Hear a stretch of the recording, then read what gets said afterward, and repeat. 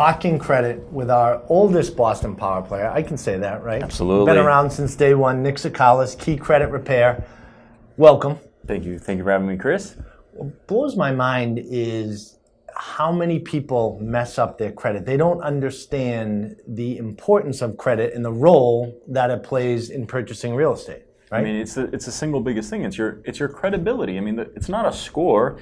It's how people rate your credibility when you're borrowing, millions of dollars in some cases. And what's interesting is you might be borrowing millions of dollars. You might be borrowing $500,000, $300,000. Literally, a credit blip for as little as, I think we've talked about this in the past, I've seen it for $3.18. Something so small that could be an old electric bill that's outstanding can blow up the whole deal. Well, that's the problem. I see it as a problem with the scoring algorithm right now. It's not really taking into account the size of the collection. So in that case, I remember it was a few bucks that it fell behind that went into a past due status. I mean, $3 or $4. Your cappuccino this morning, I'm sure, was more expensive than that, right? And all of a sudden, it's affecting someone's ability to borrow $1 million. It's totally nuts. It makes no sense because the FICO scoring algorithm doesn't care about the size of the delinquency. It only cares about the delinquency, that it's there and that it's recent.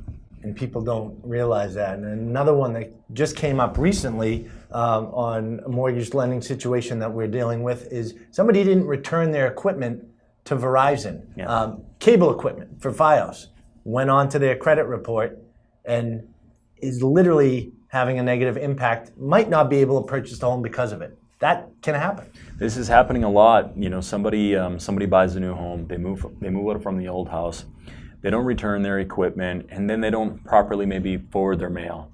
At least they don't do it for a few weeks. So they're not getting these notices, and all of a sudden there's a $200 or $300 collection on a credit report right after they closed on a home, and the score is going to tank 100 points pretty quickly. It's very common. It's happening a lot. And keep in mind that the cable companies, the providers, they don't really have the most sophisticated systems for follow-up. A lot of them, they're not even calling you. They're simply sending you a letter 60, 90 days later. And by then, their computer systems their CRMs have already batched out that data to the bureaus. And you've already taken the hit to the credit report. And at that point, not to say it's too late, everything is fixable, but it could be months and months, sometimes even a year, to fix a small blip like this that could have been quite easily avoided. And it happens a lot. Now, in a situation like this is where you put your cape on, though. I've seen you do it a lot of times, flying like Superman. Okay. This stuff, if dealt with correctly, can be fixed pretty quickly. Yeah, if it just happened, the account is fresh, you can get in touch with somebody at the original or with the original creditor's office. So let's say if it was a Verizon issue, before it's hit the debt collector, you can speak directly with Verizon, get it paid, let them know what happened, and look to have them extract that data from the bureaus, that it was a one-time occurrence, that it was no fault of your own, and that it really shouldn't be, that mistake isn't something that should reflect in your credibility, aka the credit score. And a lot of companies have become more open to dealing with these issues quickly and remedying the credit report quickly. It's happening more and more because they want to avoid litigation down the line. People are suing more for credit-related reasons. They want to avoid constant letters from a company like mine, petitioning them to remove the stuff. And there's more of a vibe right now of, hey, let's nip this in the bud and get it fixed early on, but you got to catch it fast. You got to catch it right away. And this is something that a consumer can do on their own, but it could take up a lot of time, mostly, right? And patience for Absolutely. A lot of people. Hiring somebody like Key Credit Repair and your team is taking it off of your plate. You guys deal with it behind the scenes and get it done in a timely manner. Yeah, and it's actually the approach we take. So when we're doing a consultation, the consultation is us actually telling the client how to fix their own credit. We say, hey, you need to do A, B, C, and D to get whatever situation they have remedied.